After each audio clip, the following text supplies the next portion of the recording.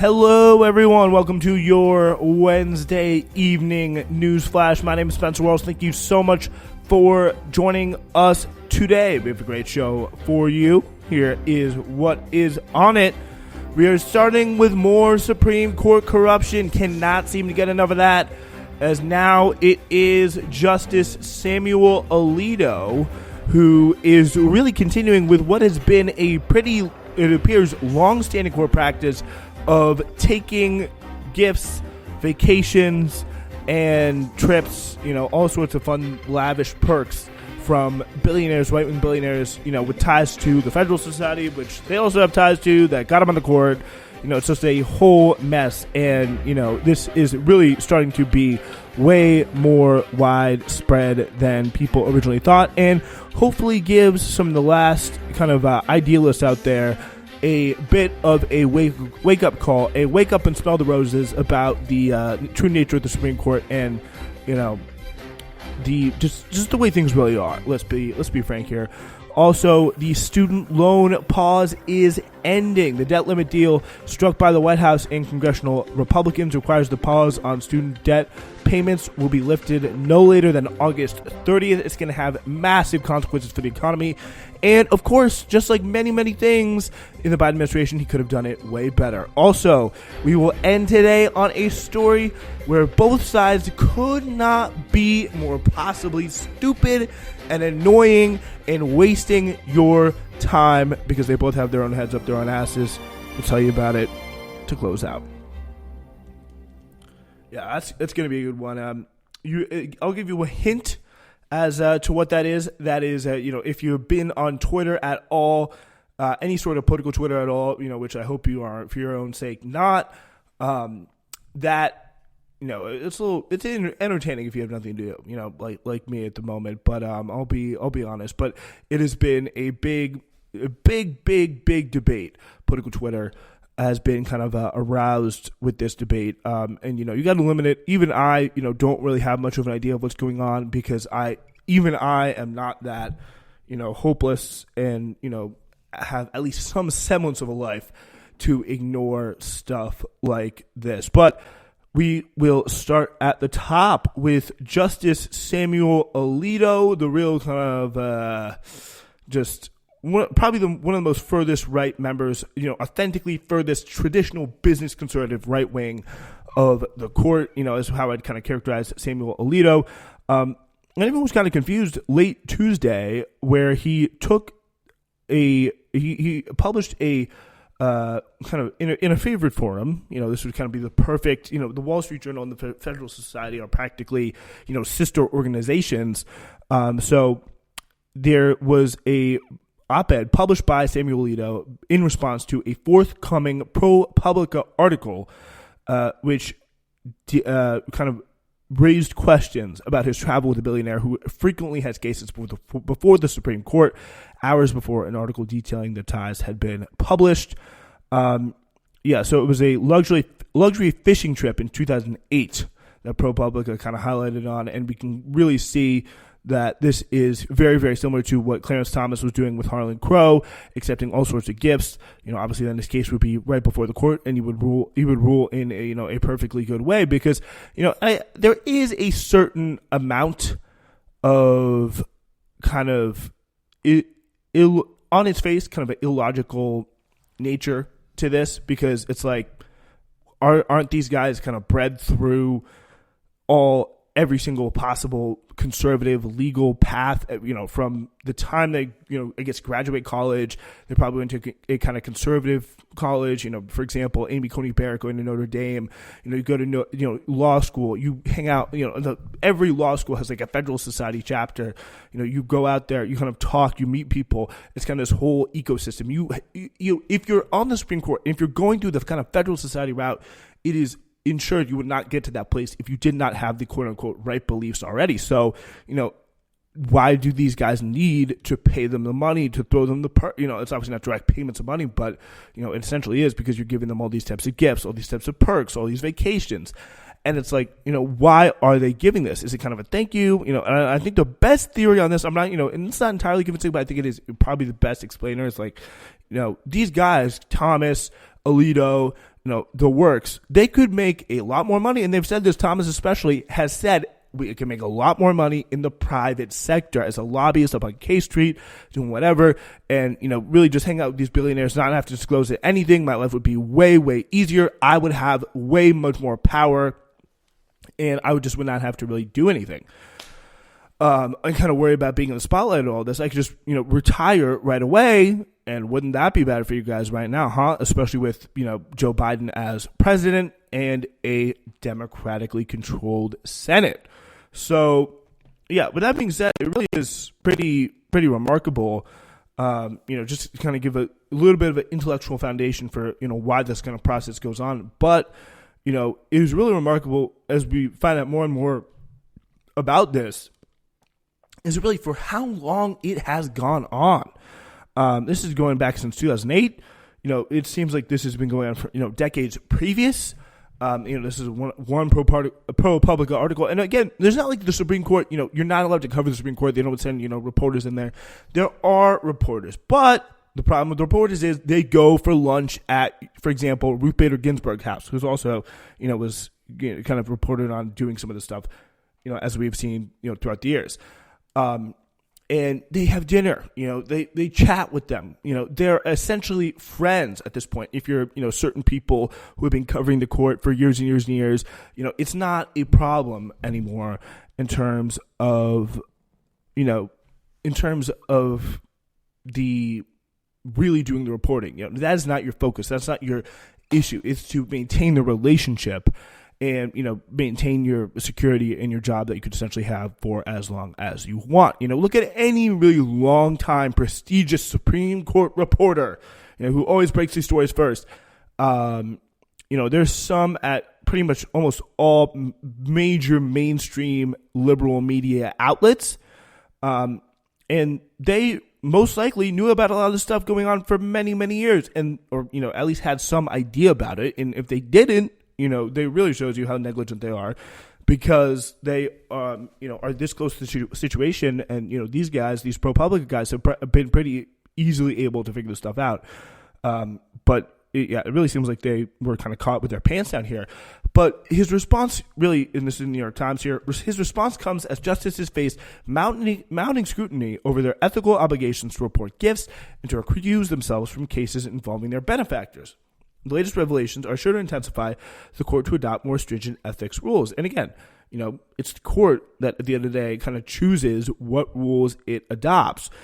It is very much a kind of by your own police system, and whoever, is kind of accountable for this, either on either party, either holds the power when it comes down to this, the establishments of each party, which are going to be the ones in the driver's seat on this, are way too afraid because they believe this really just stupid myth that in order to preserve the integrity of the Supreme Court, you can't fiddle with it at all.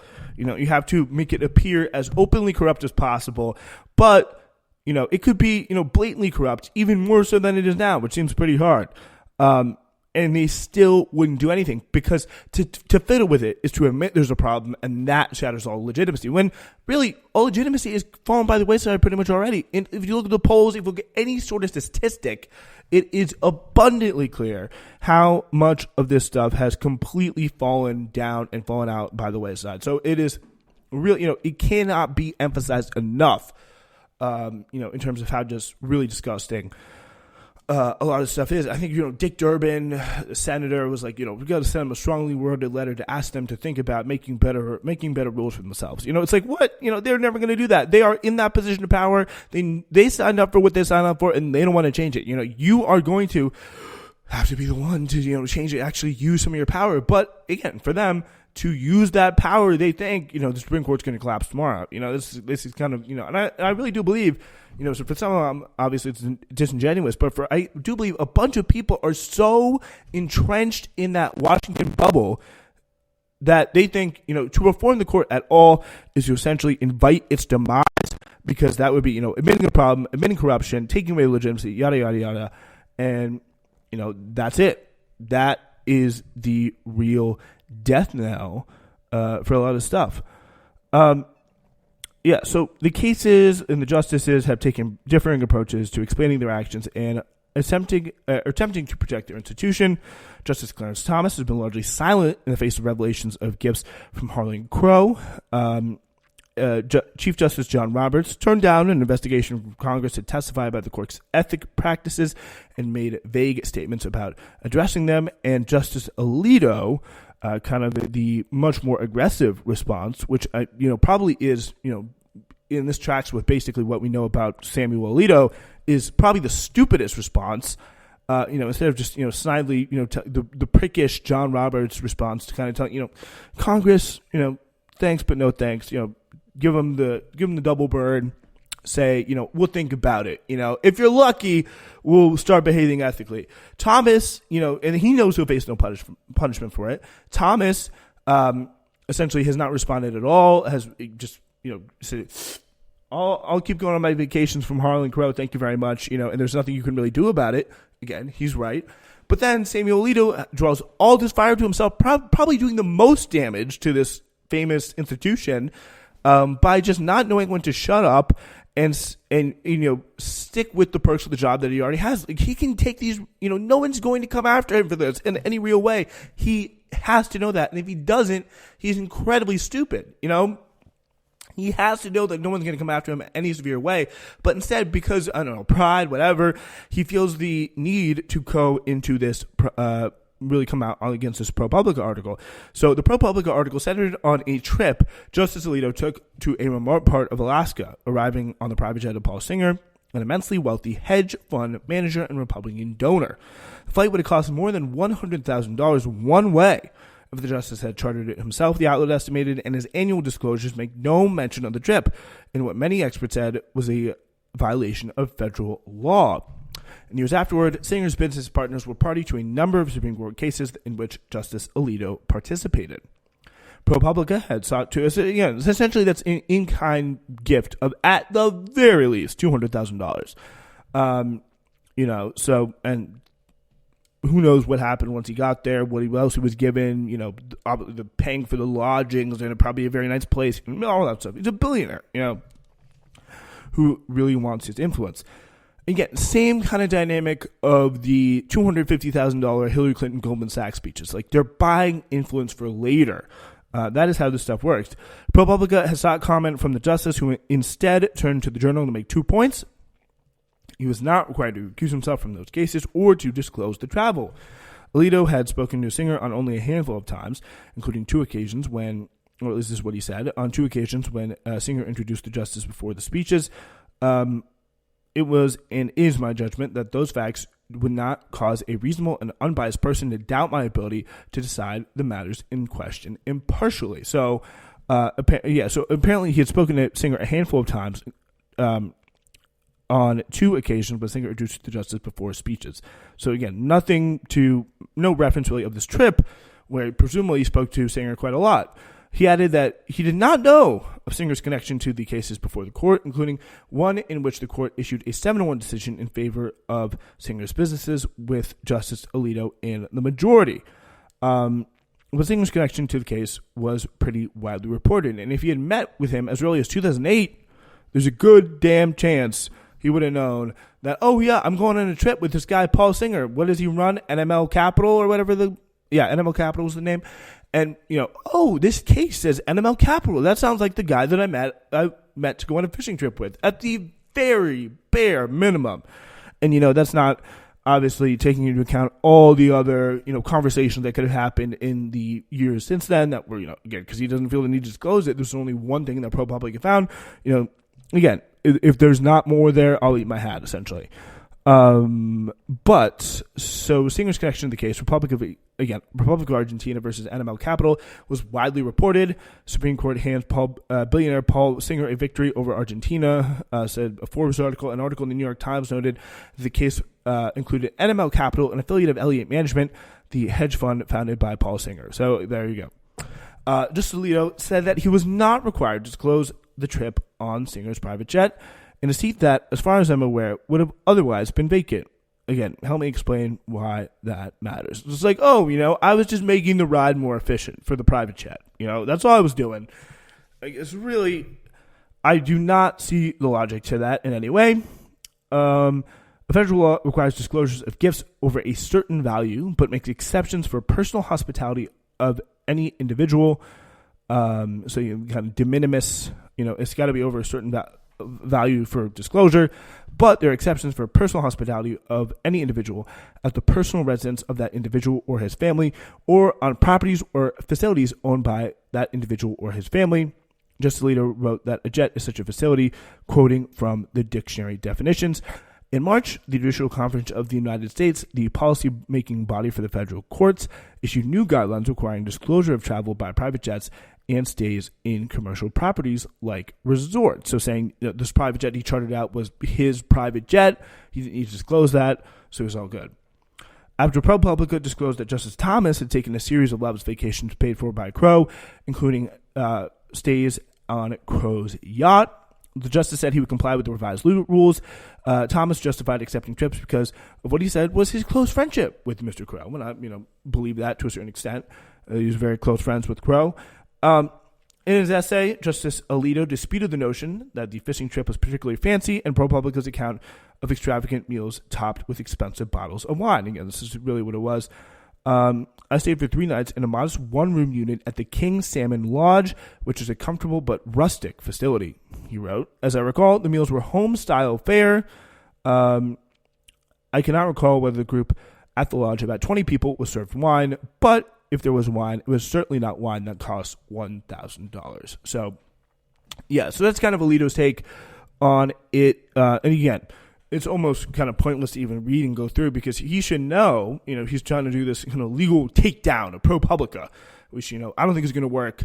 And ProPublica's, frankly, takedown of him, as good as it is and as valid and as important as it is not going to work because there is no, the checks and balances system is broken. Our government is broken in that respect. They're not going to be able to hold the court accountable and really ask it to do anything in terms of the way it, functions on an ethical basis. So let's get that 100% straight. All right. With that being said, it is now time for a quick ad break. And before we get to our next story, we got an announcement. Ladies and gentlemen, thank you so much for listening and supporting Newsflash. We now have a brand new way for you to be heard if you want, whether a text message or a audio message. Please, no video messages. I really just do not think that's necessary. We have a new feedback box open for you. Ladies and gentlemen, it is officially open. SWRN702@gmail.com. Send a text message. Send a voice message of no more than 30 seconds via the voice memos function. Either of those two options, and we will 100%, not going to find this guarantee anywhere else. We're going to play it on the show, listen to what you have to say, and it literally could be about anything. Well, if it's inappropriate, we won't play it, but it could be about anything. Thank you so much. This is my thank you to all the listeners who have stuck out with us and want to have their own voice in the show. SWRN702@gmail.com is the address. All right. Yes, SWRN702@gmail.com. We hope to start, playing those in, a week or two from now once they really kind of pile up. But it's always good to promote that in the meantime. All right. So we got a very interesting story to get to on student loans, kind of going off of the Supreme Court. But also kind of not, because the debt limit deal struck by the White House, again, this year in the New York Times, by the White House and congressional Republicans requires that the pause on student loan payments be lifted no later than August 30th. By then, after more than 3 years in force, the forbearance on student loan debt will amount to $185 billion that otherwise would have been paid, according to calculations by Goldman Sachs. The effects on borrowers' lives have been profound. More subtle is how the pause affected the broader economy. Emerging research has found that in addition to freeing up cash, the repayment coincided with a marked improvement in borrowers' credit scores. Again, just things that are, helping normal people. Let's see how they'll be framed by the New York Times in the next paragraph. Yeah, most likely because cash infusions from other pandemic relief programs and the other removal of student loan delinquencies from credit reports. That let people take on more debt to buy cars, homes, and daily needs using credit cards, raising concerns that student debtors will now be hit by another monthly bill just when their budgets are already maxed out, because there again, we're now having to adjust, relatively on the fly to all the expenses they felt comfortable taking up, because they will have to now pay that debt again. It's going to quickly reverse all the progress that was made during the repayment pause, said Laura Beamer, who researches higher education finance at the Jane Family Institute, especially for those who took out new debt and mortgages or auto loans where they had the financial room because they weren't paying their student loans. Because again, it's so stupid. I could already hear the people in the kind of the back of my mind being like, "Oh, you knew you had to pay that debt back. Why are you taking out another mortgage or another debt payment?" Like these are things that people need to food, shelter, and transportation on a very functional basis. It's an incredibly important thing that people who, literally all people, I was going to say people, went through, the trouble of going to college, but I think that's a kind of awful thing to say. It's all people completely deserve that right and deserve the financial, freedom to do that and the room to do that. And the fact that is something that you're going to begrudge them for doing the things that they need to survive and make their lives better as much as they can, without any kind of basic, really frankly on a very, very basic level. I do not think that is something that you can really get very worked up about at all, frankly. So the pause on payments, which is under the CARES Act in March 2020, covered all borrowers of federally owned loans, and is separate from the Biden administration's proposal to forgive up to $20,000 in student debt. The Supreme Court is expected to rule on a challenge to that plan, which is subject to certain income limits by the end of the month, probably next week. The moratorium began as a way to relieve financial pressure on families when the unemployment was soaring. To varying degrees, forbearance extended into housing, auto, and consumer debt, with some private lenders taking part voluntarily. By May 2021, according to a paper by the Brookings Institute, $72 million had postponed $86.4 billion in loan payments, primarily on mortgages. The pause, whose users generally had greater financial distress than others, vastly diminished delinquencies and defaults of the sort that wreaked havoc during the recession a decade earlier, which is a really, really big help. And that and kind of the programs of spending for the government are the reason why we're not seeing something like Europe, where there is just massive lack of growth, but also a huge reduction in poverty, and just a better economic standing for so much of the working and kind of middle class of this country, especially compared to just 10 years ago in the crash of the early 2010s. By May 2021, according to a paper from the Brookings Institute, that's what we saw there. It was really big kind of debt blowing up. But while borrowers mostly started paying it again on other debt, for about 42.3 million people, their student debt hiatus, which took effect automatically for everyone with a federally owned loan and stopped all interest from accruing, continued. The Biden administration issued 9 extensions as a weighed options for permanent forgiveness, even as aid programs like expanded unemployment insurance, the beefed up child tax credit, and extra nutrition assistance expired, which again are some of the things that really made the economy able to kind of rebound so quickly after the pandemic, which again we immediately snatched away, which was quite remarkable. So you see the student loan payments just again continuing to drop very precipitously over 2020 and kind of dropping further into 2023. So tens of millions of borrowers who, according to the Federal Reserve, paid $200 to $299 on average each month in 2019 will soon face the resumption of a bill that is often one of the largest line items on household budgets. Jessica Musselwhite took on $65,000 in loans to finance a master's degree in arts administration and nonprofit management when she finished in 2006. When she found her job related to her field, it paid $26,500 annually. Her $650 monthly student loan payment has really just consumed half her take-home pay monthly, which is absurd. You have nothing if you're just getting paid that much. She enrolled in an income-driven repayment program that made the payments more manageable.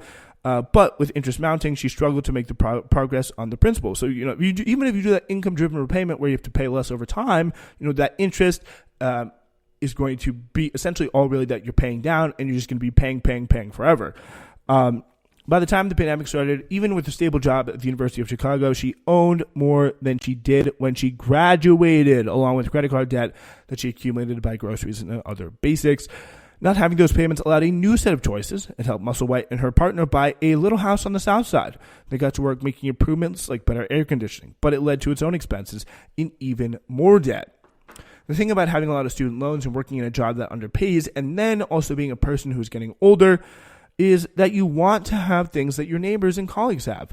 I know financially that's not always been the best decision. Again, the basic right for people to live in a job, work really hard, get a good education, and then, just live a comfortable life is now going to be shamed by a lot of people who, again, almost to a T, have a lot more than the people they're talking about financially. As they're going to be sneered at, they're going to be looked down their noses as being financially reckless, and that to me is just one of the most disgusting, putrid things that you can do as a human being. Is just from your tower, look down at people who they got that education, they're in a better spot, and there are now judging people for when they got to break on their student loans. Oh, let's actually buy a house. Let's buy a small house on the South Side of Chicago. Let's buy, an air conditioner. And then there'll people be like, oh, not a smart financial decision. You should have expected that when you took out your debt. And then those are also going to be the same people who, when there's discussion about student cancellation, et cetera, they're going to be all throwing out the line of, oh, we don't want to give away, just a free college education to the rich. That would be disgusting. No one wants that. The Pete Buttigeg's of the world, and that to me, it's just complete disingenuousness. It's just absolutely outraging. As student debts have risen and incomes have stagnated in recent decades, Musselwhite's experience of seeing her balance rise instead of sink has become common. 52.1% of borrowers were in that situation in 2020, according to an analysis by Mr.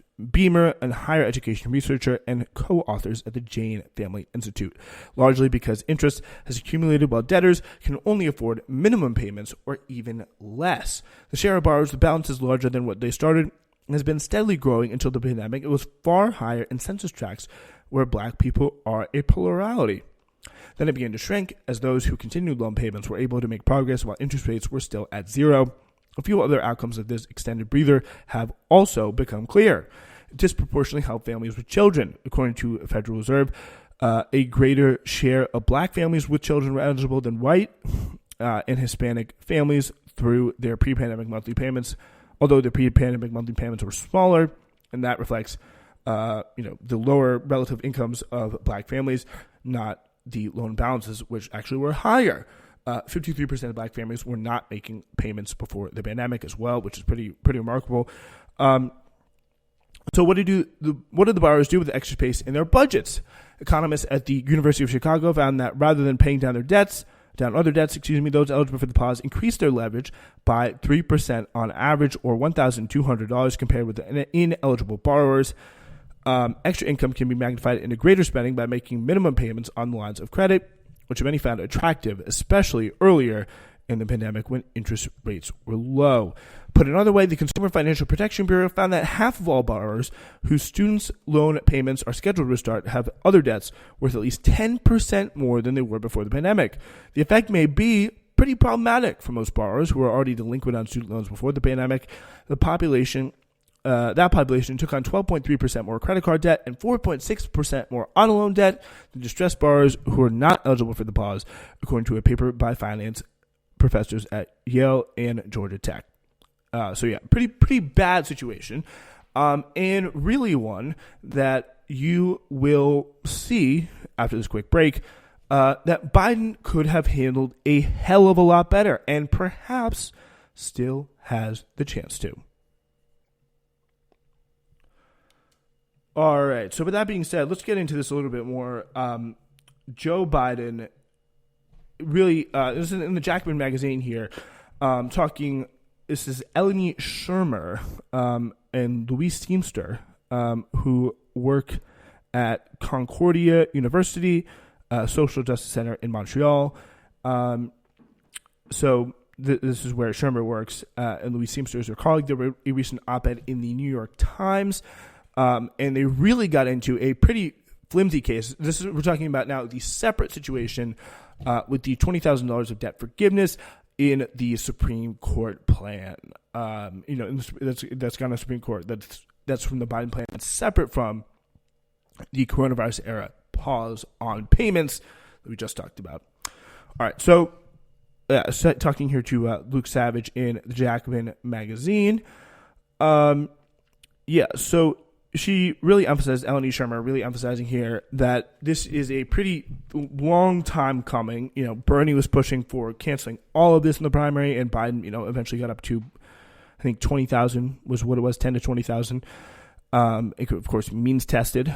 So people were very clear that if the policy was to stick, it needed to be implemented without an application for the relief to really be automatically delivered to people's accounts. Biden chose not to create the program that way. So on August 24th of 2022, just right before the midterm elections, he announced the cancellation and that people would have to apply for it.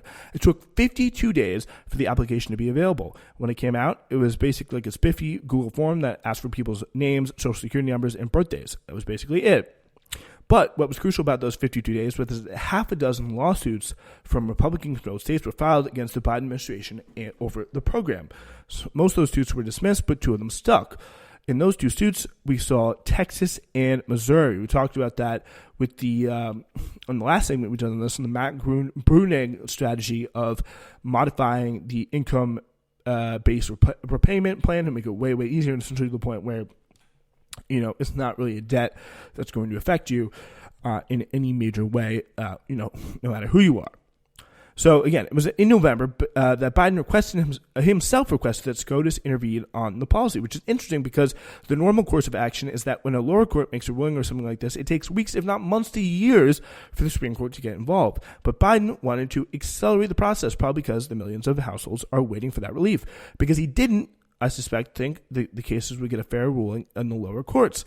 All but one of the judges in the 8th Court of Missouri are Republican-appointed judges, and it's really saying something that the case was going to have a better shot at getting a fair hearing from this Supreme Court than the crackpot conservative lower district courts. And she really makes the point that it never should have been up to the Supreme Court to begin with. You'll see, he's essentially saying that Biden should have just given the money, $10,000 to $20,000 proportionately, given it to their accounts, and that would have been a much harder thing for the Supreme Court to do. And he could have canceled that debt by executive order, put that $10,000 to $20,000 there, and then say, hey, Supreme Court, try and go through the process of trying to get that money back. Boom, money's already gone. We're not going to have people apply for it. We're not going to have a whole process. We're going to send it out. And that could have been done by executive orders. What Biden ended up using to cancel the debt was a provision called the HEROES Act, which is a George W. Bush-era provision that gives the president the authority to cancel, waive, or modify debts because of natural emergencies such as a pandemic. That was the tool that he used to cancel the debt. If the Supreme Court strikes down Biden's plan, there are several other legal pathways Biden could choose to try the plan again. And so then they kind of focus here on this interview in this lawsuit that's currently going on the Supreme Court. This is from Missouri. And that was the, kind of two-pronged assault, where this first will start with the kind of less relevant Nebraska one, which is essentially this actually got dismissed. This is from the Nebraska Attorney General, who claimed the public pensions in the state of Nebraska are invested in student loans. So should student loans be canceled, that these student loan-backed assets would lose values, so that school teachers would have less money to retire on, which is a pretty, fucked up system, frankly, that someone's ability to not be in debt for their education is going to now impact, when and how much money teachers will have to retire. But that got chucked out. But this comes down to MOHELA, which is the Missouri Higher Education Loan Authority, which they are not actually suing a state. The state of Missouri is suing the state. This entity in its state, the Missouri Higher Education Loan Authority, is saying the state is saying of Mohella that they will not be able to, kick in proper income to the state because they will not have any, under this plan, will not have enough student loan debts to service. But it's, again, not the servicer bringing the suit, it's the state of Missouri. And she says it's pretty widely acknowledged that you can't do that. You can't sue on behalf of somebody else. If my roommate gets laid off, for example, I can't sue their employer for endangering half of the rent, which is a really good example. But somehow, Missouri has brought the suit on behalf of Mohella. Its claim to standing is that it's an old debt from 2008 is that there's an old debt from around 2008, about $105 million that Mohella owes the state of Missouri. And at no point since 2008 has the state of Missouri tried to collect on this debt. And the company, in its own financial statements, has basically said they don't intend to pay that back. It's been going on like this for now 15 years. They have not, on any of the profit they made. The state has received no money from Mohella for the last 15 years. And they are saying the state is to the Supreme Court as justification for, getting this forgiveness plan, this 10 to 20K forgiveness plan overturned. They're saying Mohella is not going to pay us. But then the argument to that would be, Mohella has not paid you since 2008. So this is not really money that you're relying on at any real point over the last 15 years. They're saying that the state of Missouri is saying, should Mohella lose accounts from cancellation of the student debt, revenue might be so low that they won't be able to pay back their other debt, which again, they essentially said that they never have paid, which is really pretty. There's another kind of remarkable aspect to this, because if you look at Mohella's revenue, which Shermer has, they apparently are going to have a pretty gangbuster year when it comes to profit and revenues, higher than any other point in history. And at no point did the justices in the lower courts or in the Supreme Court probe the question of whether Mohella is actually going to lose money in a way that would threaten the state of Missouri's finances, essentially believing the claims, through motivated reasoning, through idiocy, whatever. They just went right with it.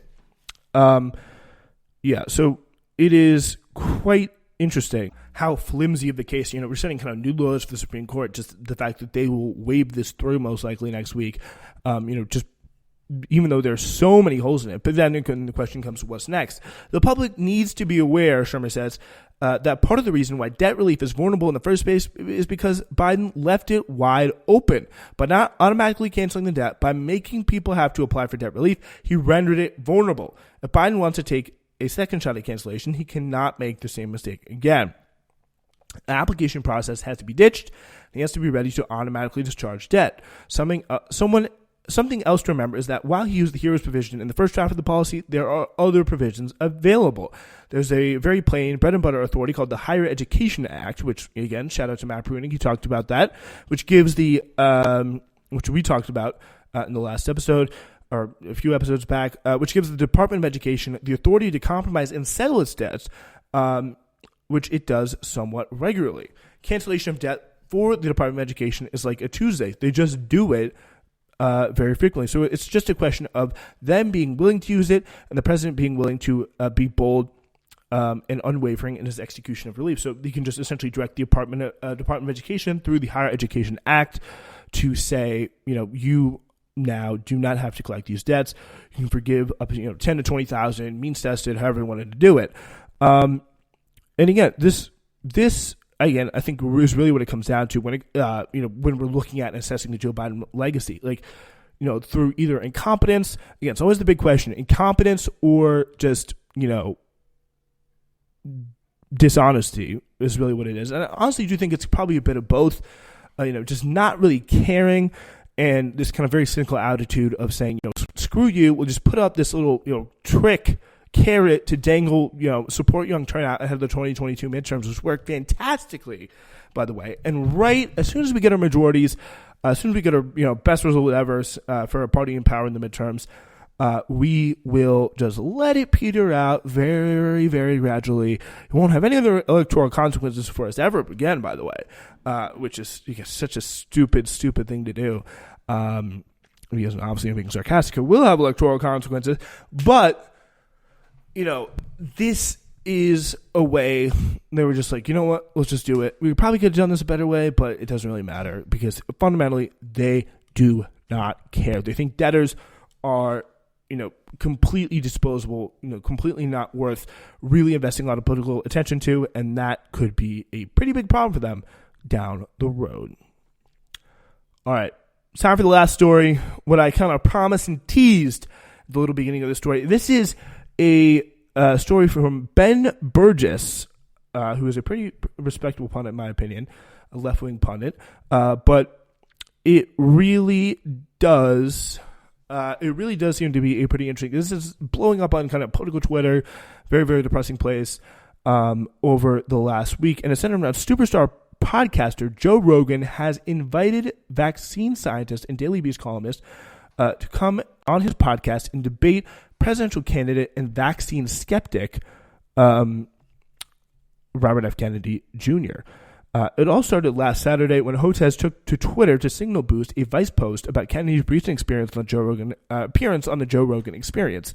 The article called the episode an orgy of unchecked vaccine misinformation, which it probably was, because Robert Kennedy Jr. we talked about, he's literally just the worst of all worlds. He's a crank on all the dumbest possible issues, makes no sense about them, speaks, really, the only war he seems to be really truly against is Ukraine, which, I don't buy that for a second. It's just a bunch of BS, on foreign policy. He's completely pro-Israel, and really on all that stuff, just not anything exciting there, not even for things like Medicare for All. He is not in any way on the left in that front.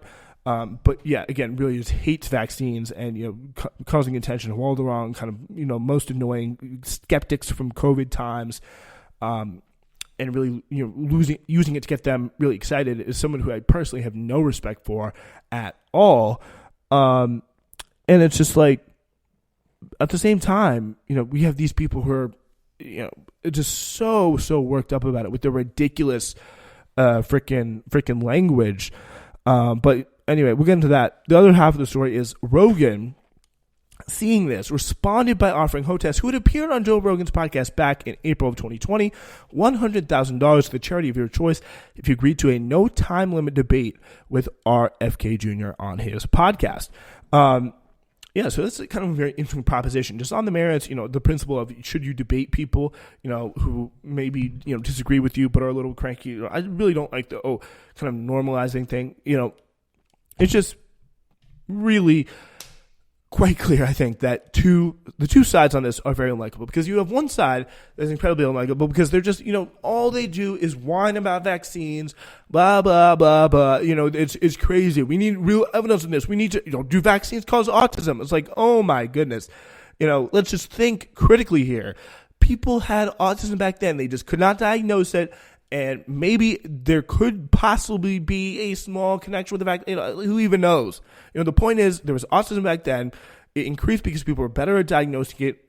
Almost certainly, I'm being maybe a little bit generous in saying there could possibly be a small percentage. I saw some people talking about the CDC says it's a mix of both, but it's a very small possible kind of environmental factors. But, maybe, but it's functionally not enough to make a difference, not enough to, in any way call into question, vaccines and how much they work, and just all this, I did my own research, you do your own research, all that kind of stuff. But then on the other side, we have the whole, what I like to call the kind of, you're normalizing him or her brigade. It's this essential, just incredible arrogance of these people, kind of in the Biden Democrat liberal left side of things that we see, coming from their, very establishment locales and, positions, and being like, you can't talk to these people because you're going to normalize them. And you're going to say, oh my goodness, this is a really concerning crackpot dude. And if you have him on the most watched podcast in the world, which he's already been on, and debate someone who knows what they're talking about, and that person hopefully should be able to school him in a pretty fair way, that is going to make 1,000 more people, if not more, tens of thousands more people turn to the dark side of hating vaccines and the establishment. It's like, who do you think you are? Just like calm down a little bit, have some trust, have some faith, and just say, if you're confident in your beliefs, you should be able to get out there and defend them, no matter who is the person sitting on the other side of the table. I think, it's a pretty crazy thing to say that's like, just by normalizing them as if they can control what's normal and what's not normal.